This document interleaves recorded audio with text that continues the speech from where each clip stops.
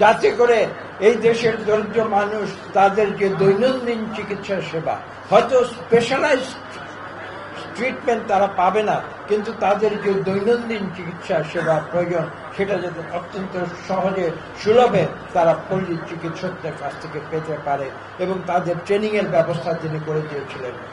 ন্যূনতম যে ট্রেনিংটা প্রয়োজন যাতে করে তারা সেই সেবা মানুষকে দিতে পারে, সেই জন্য কিন্তু এই পল্লী চিকিৎসক ব্যবস্থা বাংলাদেশে সৃষ্টি হয়েছে, এবং সারা বাংলাদেশে আপনারা হাজার হাজার পল্লী চিকিৎসক বাংলাদেশের কোটি কোটি মানুষকে প্রয়োজনীয় চিকিৎসা দিয়ে যাচ্ছেন, তাদেরকে দিচ্ছেন যাদের উচ্চতর চিকিৎসা নেবার সামর্থ্য নেই। এই দায়িত্ব যে কত গুরুত্বপূর্ণ এটা বাংলাদেশের ধনী লোকেরা বুঝতে পারবে না, কিন্তু যারা গ্রামে গঞ্জে বসবাস করে, যারা পল্লী অঞ্চলে বসবাস করে, তারা জানে আপনাদের মূল্য কত। আমি কথাগুলো বলছি এই কারণে যে আমি জানি না কি হঠাৎ করে কি হয়েছিল। স্বৈরাচারী আওয়ামী লীগ সরকার এক সময় হঠাৎ একটি সিদ্ধান্ত নিয়েছিল, একদিনে, আমি আমার নিজের গ্রামের অঞ্চল থেকে জানি, একদিনে হাজার হাজার পল্লী চিকিৎসককে গ্রেফতার করা হয়েছে। এই কথাগুলো আজকে বলতে হয় কেন? এই কি এমন আক্রোশ ছিল? এখন যদি কেউ বলে যে শহীদ প্রেসিডেন্ট জিয়াউর রহমান পল্লী চিকিৎসা ব্যবস্থা বাংলাদেশের দরিদ্র মানুষের জন্য উপহার দিয়েছিলেন, সেটা বন্ধ করতে হবে, সেজন্যই কি এই আক্রোশ প্রকাশিত হচ্ছে? আমি আপনাদের সামনে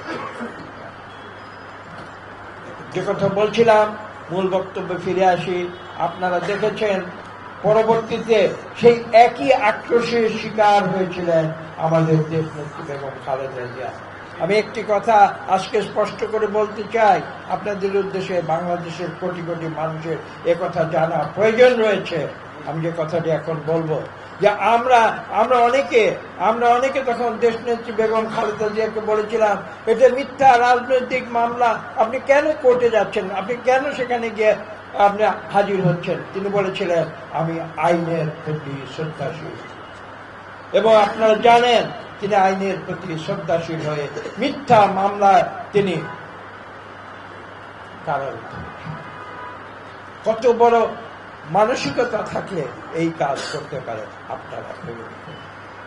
এমন একজন রাজনীতিবিদ যিনি কোনোদিন প্রতিহিংসায় বিশ্বাস করেন না, যিনি কখনো রাগ করে কারোর সঙ্গে কথা বলেন না, তেমন একজন মানুষ তিনি।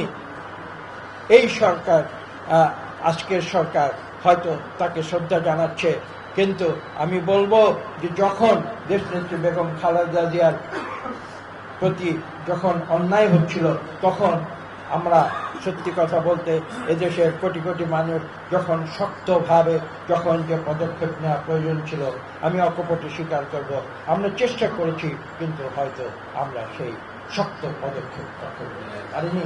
এই সত্য, কঠিন সত্যকে আমাদেরকে স্বীকার করতে হবে। তাই আজকে আপনারা জানেন, আপনারা দেখছেন যে কিভাবে স্বৈরাচার আওয়ামী লীগ বিদায়ের পরে যখন তিনি কারামুক্ত হয়েছেন, তারপরেও তার শরীর কিন্তু ভেঙে গিয়েছিল। তার উপরে যে জুলুম, নির্যাতন, অত্যাচার, কারাগারে আমরা তাকে দেখতে গিয়েছি, সেই নাজিমুদ্দিন রোডের কারাগারে আমরা তাকে দেখতে গিয়েছি, আমরা দেখেছি। কিন্তু তিনি তখন এমন অবস্থা, আমার মনে আছে, আমাকে বলেছিলেন যে কোনো অসুবিধা নাই, আপনারা সাহস রাখুন। এই কথা তিনি বলেছিলেন। তিনি কখনো ভেঙে পড়েননি, কোনো অন্যায়ের কাছে কোনোদিন তিনি মাথা নত করেন নাই। তিনি মাথা উঁচু করে বাংলাদেশের দেশের মানুষের কল্যাণে, মানুষের অধিকার রক্ষায় তিনি তার আজীবন তার সংগ্রাম করে গেছেন, তার রাজনীতি করে গেছেন।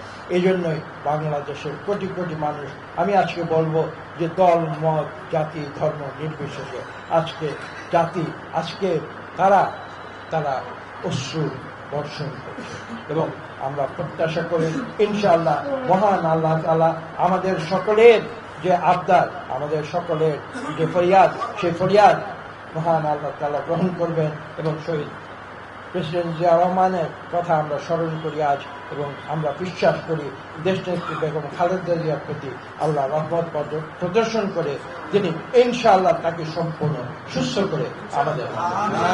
আমিন।